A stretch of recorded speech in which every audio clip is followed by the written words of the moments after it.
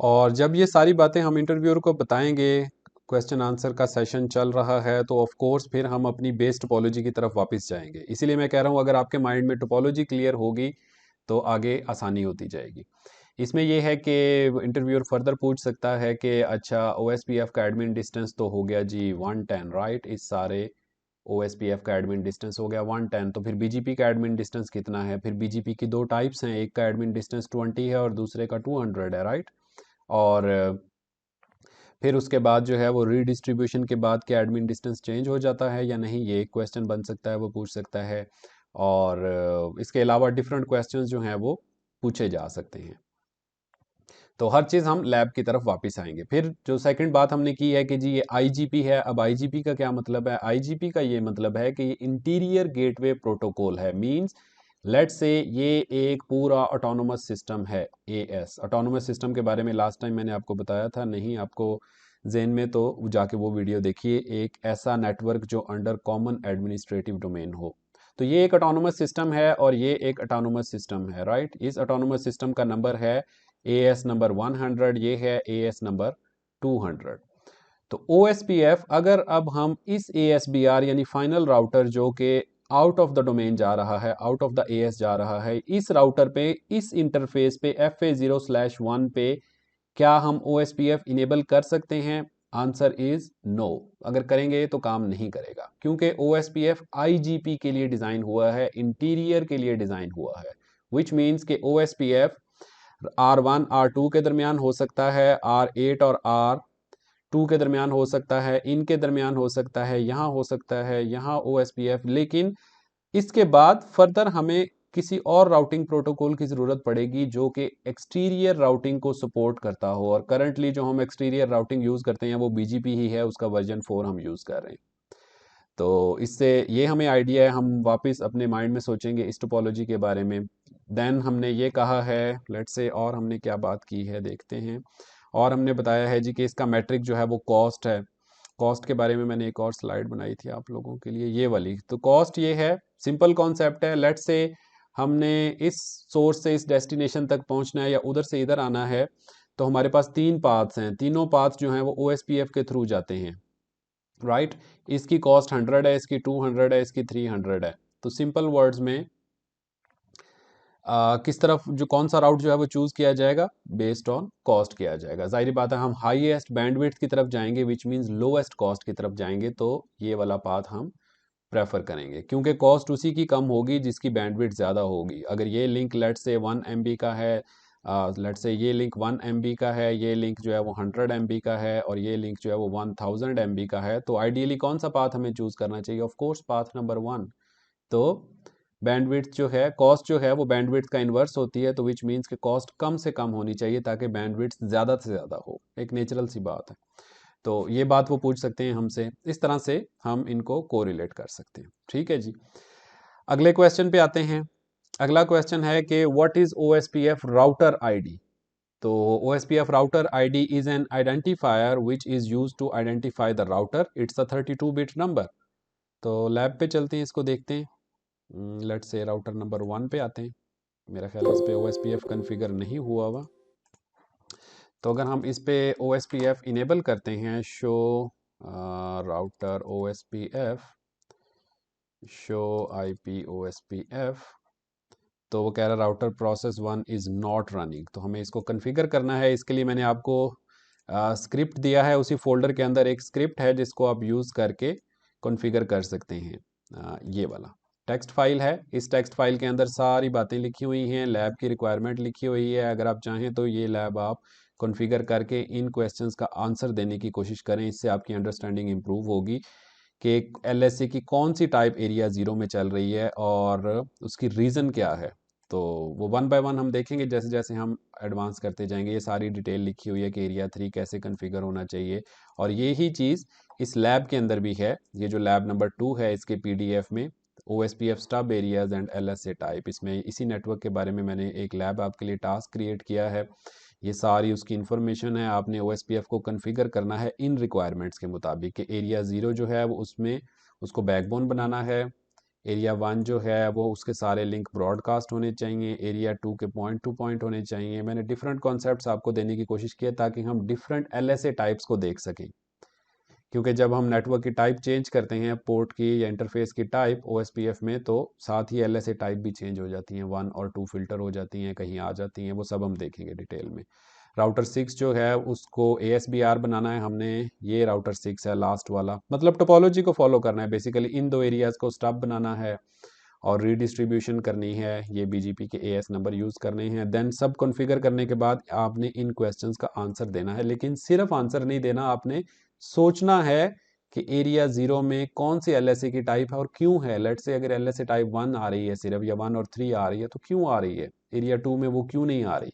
Of course कहीं पे जो है वो हमारे पास DR BDR का कॉन्सेप्ट है, मल्टी एक्सेस है, ये साइड मैंने इसीलिए आपके लिए डिफरेंट क्रिएट की है as compare to this side and this side. और ये एरिया मैंने स्टब बनाया है, ये एरिया टोटली स्टब बनाया है, ताकि हमें सारे concepts up to CCIE level इसमें कवर हो जाए। तो ये एक कंप्लीट लैब है जो कि वेरीफाइड एंड टेस्टेड है, मैं हमेशा से यही यूज़ करता हूँ।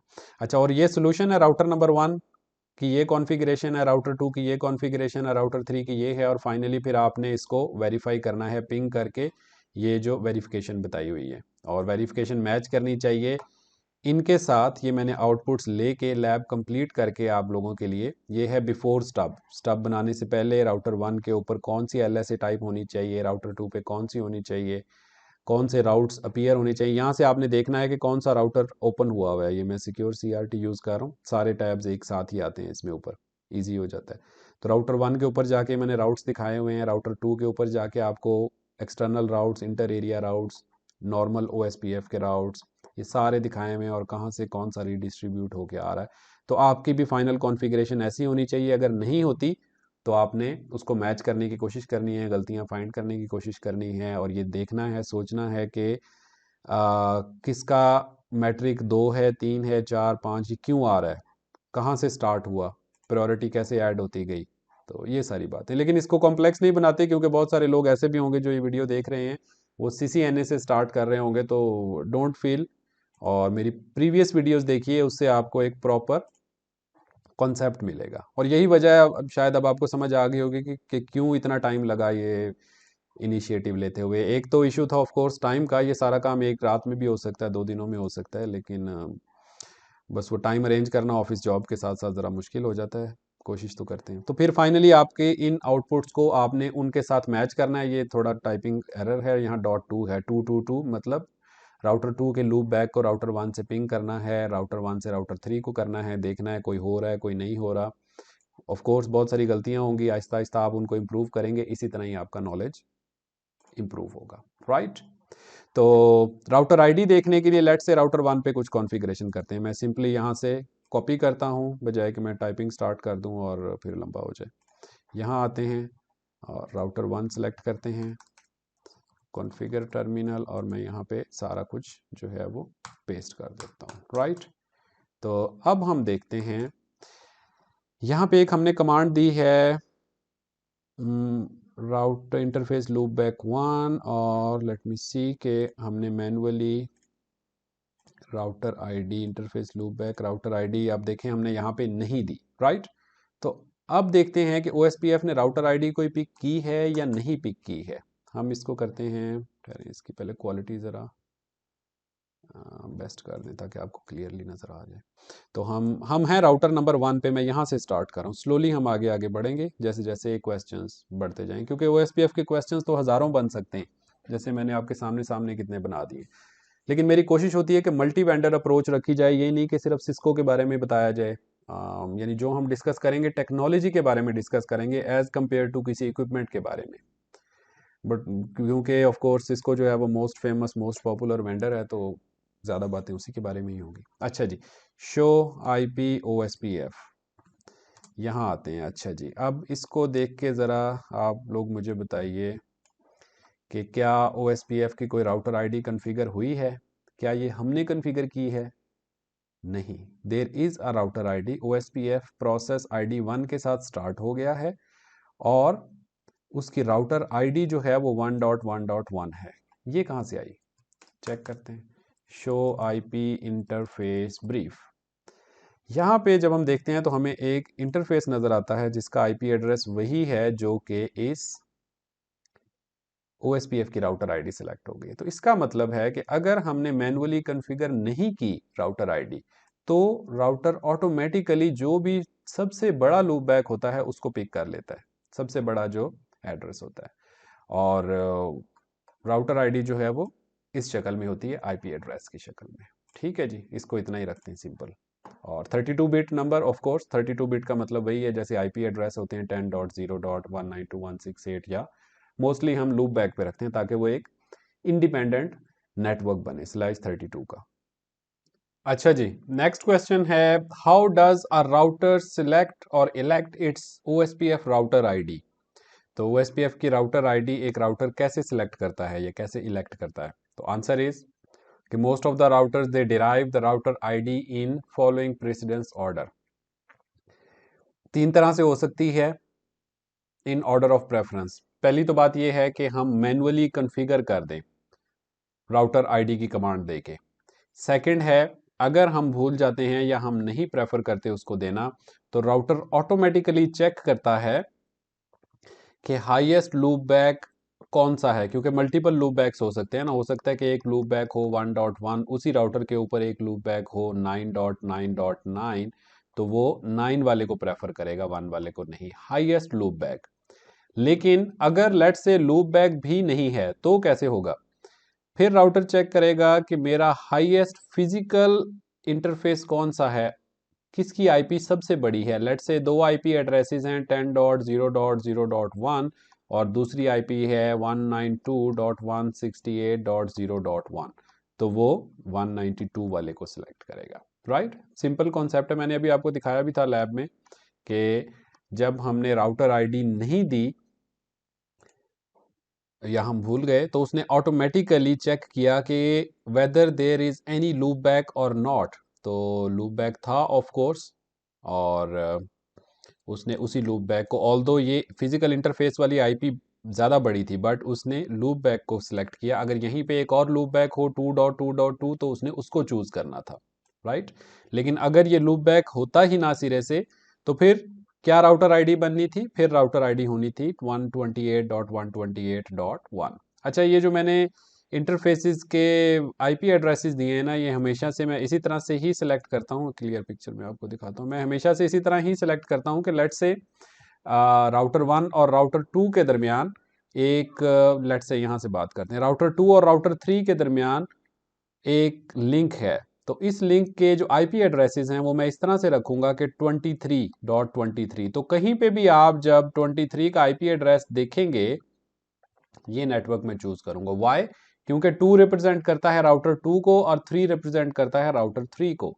तो बाद में जब नेटवर्क हमारा बड़ा हो जाता है तो बड़ी मुश्किल होती है पता करने में, अगर आप सारे ही 192 या 192.168 रख देते हैं, या सारे ही आप 10.0 या समथिंग कुछ ऐसा रख देते हैं। जब let me show you outputs जो मैंने आपको दिखाए थे अभी, ये। तो जब हमारे पास इस तरह से ज़्यादा तादाद में राउट्स आते हैं तो फिर बड़ा मुश्किल हो जाता है पहचानना कि कौन सा राउट किस लिंक से आ रहा है या किस राउटर से आ रहा है। तो मेरी स्कीम को फॉलो करते हुए, या इस स्कीम को और भी बहुत सारे लोग करते हैं ऑफ कोर्स, इससे बड़ा इजीली पता चल जाता है कि 1.1 है, इसका मतलब ये राउटर जो है वो राउटर नंबर 1 से ओरिजिनेट हुआ है, ये राउटर नंबर 2 से ओरिजिनेट हुआ है, ये राउटर 3 से ओरिजिनेट हुआ है। और उसके अलावा जो है राउटर 10 वाला जो है वो राउटर 10 से इनिशिएट हुआ है, 11 वाला 11 से हुआ है, लेकिन ये जो 23 है ये इनिशिएट हुआ है उस लिंक से जो कि राउटर 2 और राउटर 3 के दरमियान है, 23.23.23। इससे हमें पता चल रहा है। राइट, इसी तरह ही 34 से हमें पता चल रहा है कि ये राउटर नंबर 3 और 4 के जो दरमियान नेटवर्क है वहां से इनिशिएट हुआ है। 56 का मतलब है, लेट्स गो बैक, उधर भी आपको दिखाता हूँ। तो 56 का मतलब होगा कि ये लिंक जो है, ये राउट यहां से जनरेट हुआ है, 56 से इधर आया है, या जहां से भी जा रहा है, अगर रीडिस्ट्रीब्यूट होके बाहर उस तरफ गया है तो। और राउटर 3 और राउटर 15 के दरमियान अगर बनाना है तो राउटर 3 और राउटर 15, तो ये मैं 153 इसको कर देता हूँ। इसी तरह ही जो है वो अगर मल्टी एक्सेस सेगमेंट है इस तरह का, तो यहाँ पे राउटर 1 2 और राउटर 8 है, तो मैंने इसको 128 का आईपी एड्रेसेस, तो राउटर 1 जो होगा वो हो जाएगा 128.128.128.1। इससे हम लास्ट से हमें पता चलता है कि कौन सा राउटर है, क्योंकि यहाँ पे भी तो वही सबनेट होना है ना, राउटर 2 पे भी 128.128.128, लेकिन यहाँ क्या होगा, डॉट 2 होगा इसका आईपी, यहाँ पे भी लिखा हुआ है, ये देखिए .1.2.8। तो इस तरह इन कन्वेंशन से एक्चुअली हमें ईजी हो जाता है। आहिस्ता आहिस्ता मैं साथ साथ बताता रहूंगा आपको जहाँ कोई इस तरह का आईपी आएगा।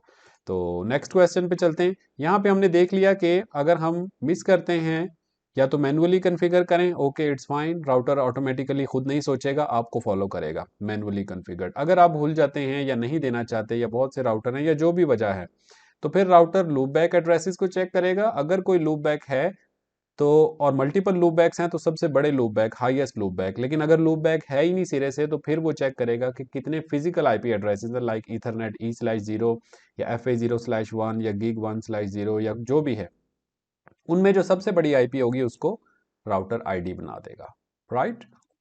और एक दफा राउटर आईडी सिलेक्ट हो गई तो फिर चेंज करनी के लिए आपको प्रोसेस को रीसेट करना होता है। तो OSPF जब भी आप स्टार्ट करें, प्रॉपरली उसको प्लान करें, बाद में उसको जब भी आप चेंज करेंगे तो पूरी एडजेसेंसीज आपको डाउन करनी पड़ेंगी, आगे देखते हैं उसको भी।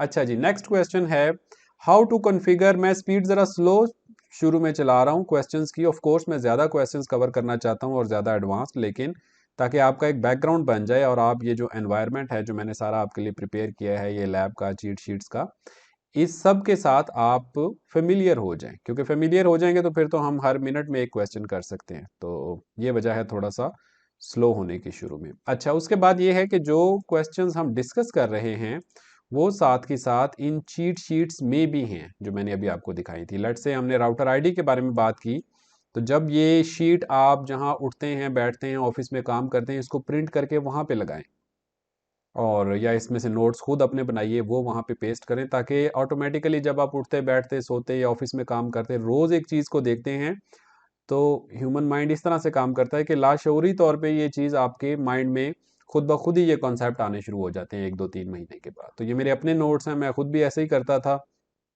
और आपको भी रेकमेंड करूंगा कि आप भी ऐसे ही करें।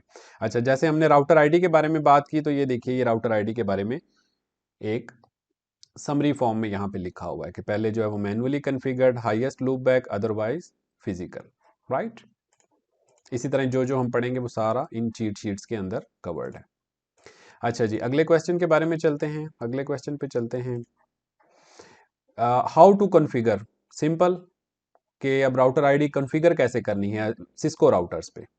Below commands are use to manually configure the router ID. Simply आपने राउटर के OSPF प्रोसेस के अंदर जाना है, तो राउटर OSPF, उसमें हम एंटर हो गए। ये देखिए यहाँ से कॉन्फ़िग डैश राउटर का मतलब है कि अब हम राउटर कॉन्फ़िगरेशन मोड में हैं, यानी राउटिंग प्रोटोकॉल कॉन्फ़िगरेशन या OSPF कॉन्फ़िगरेशन मोड में है। और यहाँ से हमने राउटर डैश आईडी, जो भी आप आईडी मैनुअली देना चाहते हैं। इसी एग्जांपल में लेट्स से मैं आईडी जो है वो 11 की बजाय आईडी कुछ और रखना चाहता हूँ, तो simply configure router OSPF1 and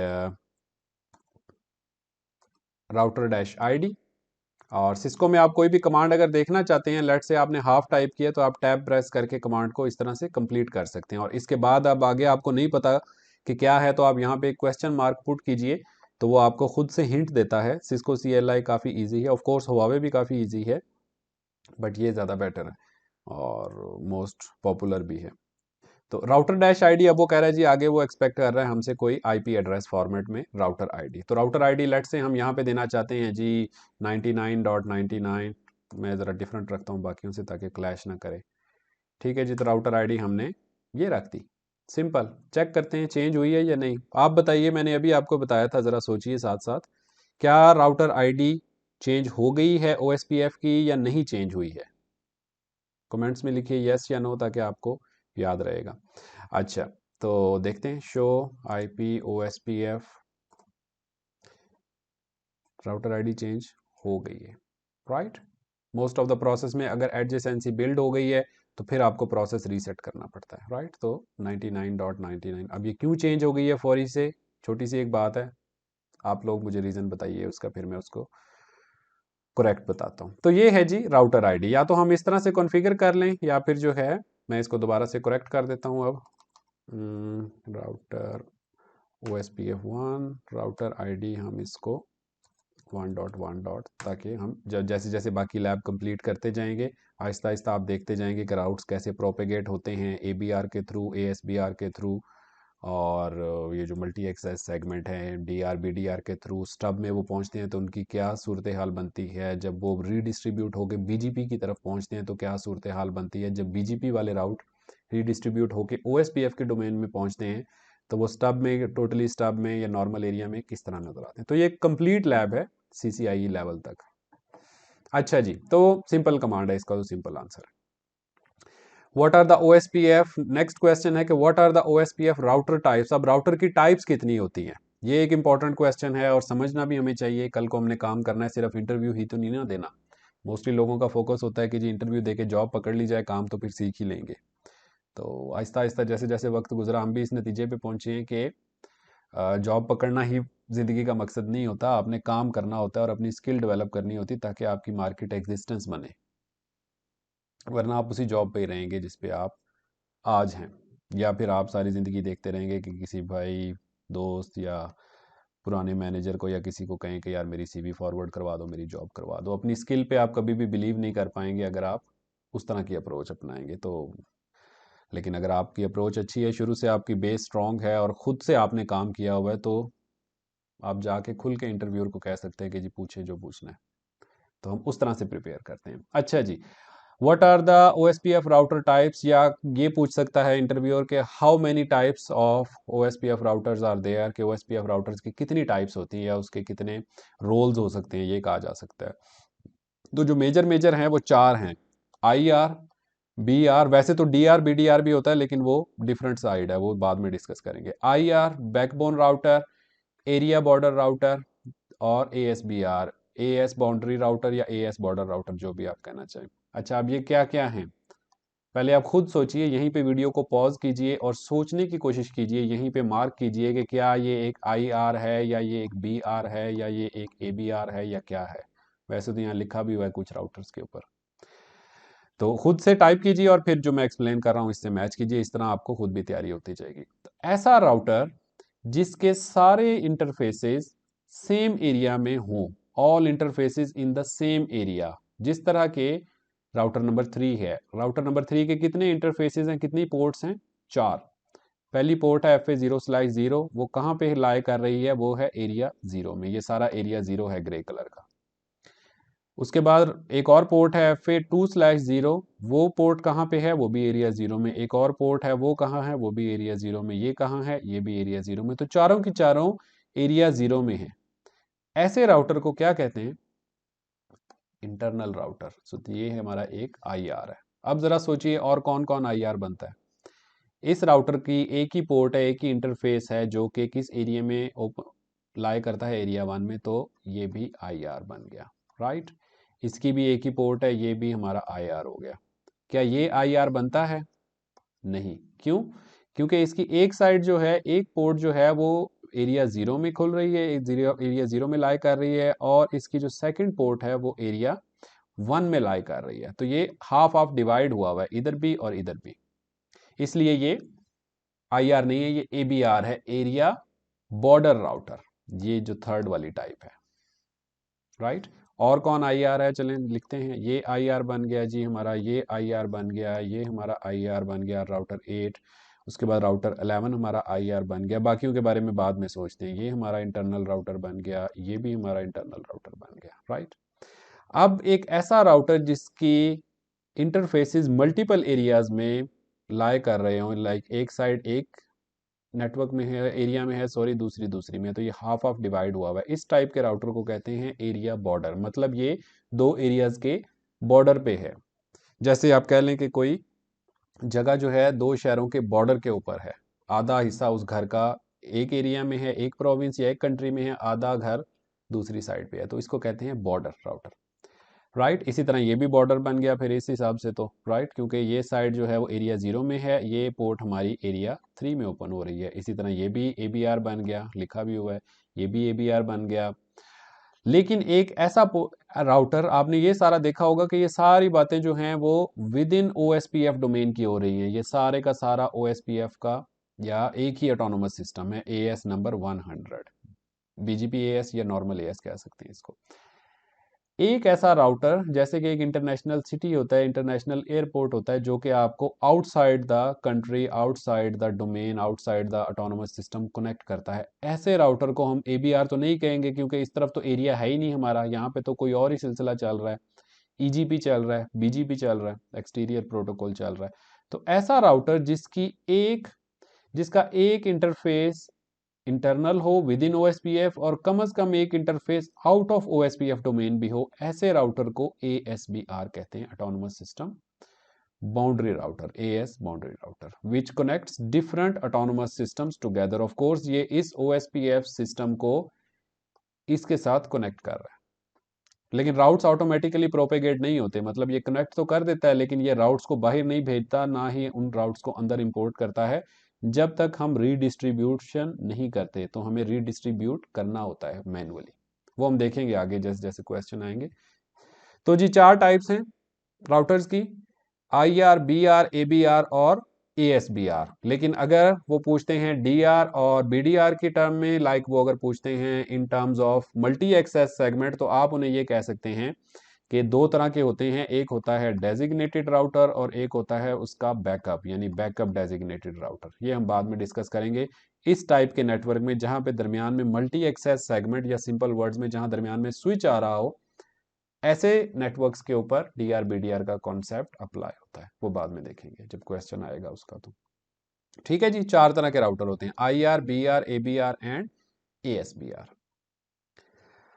आगे चलते हैं, what is the OSPF metric. तो हमने स्टार्ट में डिस्कस किया था कि OSPF का मैट्रिक कॉस्ट होता है, और कॉस्ट कैसे कैलकुलेट होती है, वो बैंडविड्थ का इन्वर्स होता है। जितनी ज़्यादा बैंडविड्थ होगी उतनी ही कॉस्ट कम होगी, उतना ही राउट प्रेफरेबल होगा, यानी उसको उतना ही अच्छा समझा जाएगा।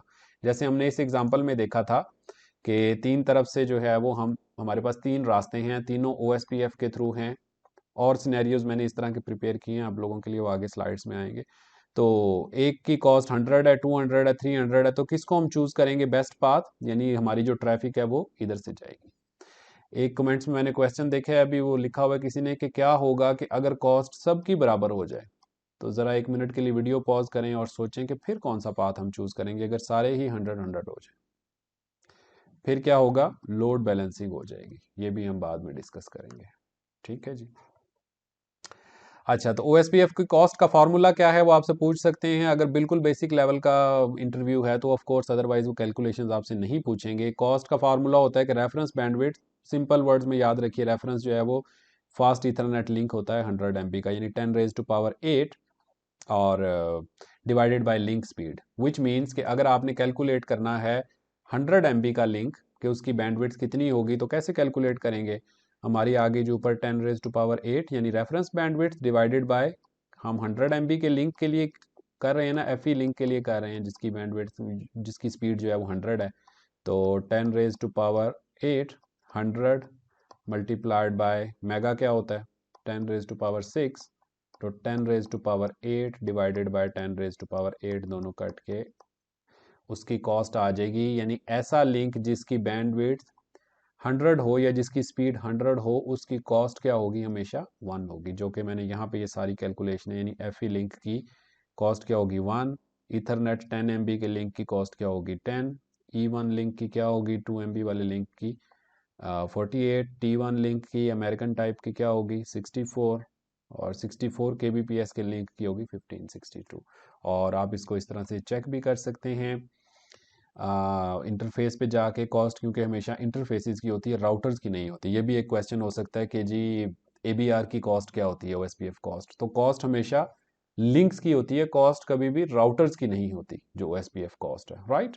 और हम उसे मैनुअली मॉडिफाई भी कर सकते हैं, जिस तरह के ये है। हम चलते हैं जी राउटर नंबर 1 पे, देखते हैं कि इसकी ठहरें ये भी खोलता हूँ साथ में कॉन्फ़िगरेशन भी, ताकि आपको नज़र आता रहे। अच्छा जी, यहाँ हम आगे एग्जिट करते हैं। इंटरफेस हमारा क्या था, do show IP interface brief, यानी ओएसपीएफ में कौन कौन से इंटरफेसेस हैं। 0/0 जो है उस पर आईपी भी है और वो अप है, दूसरा तो वैसे ही एडमिन डाउन है, और लूप बैक है उस पर कॉन्फ़िगर हुई भी है। तो हम इंटरफेस FA 0/0 पे देखते हैं हमें क्या ऑप्शंस मिलते हैं। तो आईपी ओएसपीएफ कॉस्ट, और यहाँ हम ये पूछते हैं कि कॉस्ट क्या है। तो यहाँ से हमें जो है वो हिंट मिल जाता है कि कॉस्ट जो है सिस्को के राउटर पे या OSPF की जनरली कॉस्ट जो है वो 1 से लेके 65,535 तक हो सकती है। अब ये लिमिटेड क्यों है ये भी आपने मुझे बताना है कि why it is from 1 to 65535, right. ये नंबर कहीं कुछ 2 की पावर तो नहीं है, कहीं कोई ऐसी बात तो नहीं है, ये ज़रा आपने सोच के मुझे बताना है, ठीक है। ये आपकी असाइनमेंट है, बेसिक सी बात है वैसे। सो आईपी ओएसपीएफ कॉस्ट, अब इसकी कॉस्ट हम रखना चाह रहे हैं लेट से, अच्छा बाय डिफ़ॉल्ट कॉस्ट कितनी होगी इस लिंक की, फास्ट इथरनेट का लिंक है तो कितनी कॉस्ट होगी। Show IP OSPF interface FA 0/0, सो आईपी ओएस वो सॉरी डू लगाना होगा शुरू में क्योंकि हम 0/0। तो यहाँ पे जी कॉस्ट कितनी है हमारी, प्रोटोकॉल अप है, इसका इंटरनेट एड्रेस इतना है, और कॉस्ट कितनी आ गई जी हमारी, यहाँ पे ये बता रहा है कॉस्ट इसकी है 1। क्यों, क्योंकि ये डिफ़ॉल्ट कॉस्ट है। अगर आप कुछ भी नहीं देते तो फास्ट इथरनेट लिंक यानी ऐसा लिंक जिसकी बैंडविड्थ 100 हो उसकी कॉस्ट इतनी होती, राइट, 1 होती। तो इस तरह से कॉस्ट जो है वो कैलकुलेट की जा सकती है। अच्छा, तो इस तरह से कॉस्ट को और इनको कैलकुलेट किया जा सकता है। अब डिफरेंट OSPF की कमांड्स हैं। OSPF कॉस्ट कमांड है IP OSPF कॉस्ट 1। अगर आप उसकी कॉस्ट को मॉडिफाई करना चाहते हैं जैसे अभी हमने किया था, अगर आप चेक करना चाहते हैं तो हम पाइप कमांड्स लगा के इसको शो किया जा सकता है।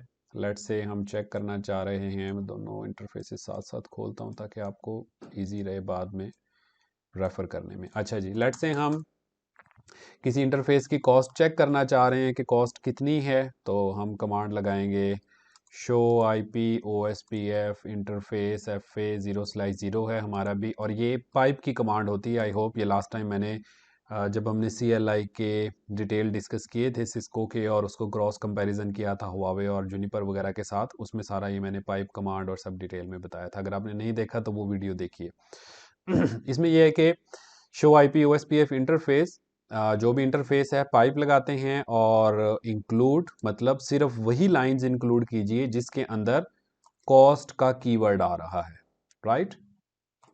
तो इसने सिर्फ हमें वही लाइन दिखाई है जिसके अंदर कॉस्ट आ रही है। तो यहाँ से हम क्विकली जो है वो कॉस्ट को चेक कर सकते हैं कि लिंक की टाइप जो है वो ब्रॉडकास्ट है और कॉस्ट उसकी 1 है। ये बस ऐसी एक्स्ट्रा आ गया हेडर। और क्योंकि अगर हम ये बिना इंक्लूड के लगाते हैं या बिना पाइप के तो ये इस तरह से लंबा सा एक आउटपुट आ जाता है, और अगर कुछ कमांड्स का आउटपुट बहुत ज़्यादा लंबा होता है तो पाइप कमांड्स हमें हेल्प करती हैं। चेक तो हम यहाँ से भी वैसे कर सकते हैं कि इसकी कॉस्ट जो है वो 1 है, ठीक है जी।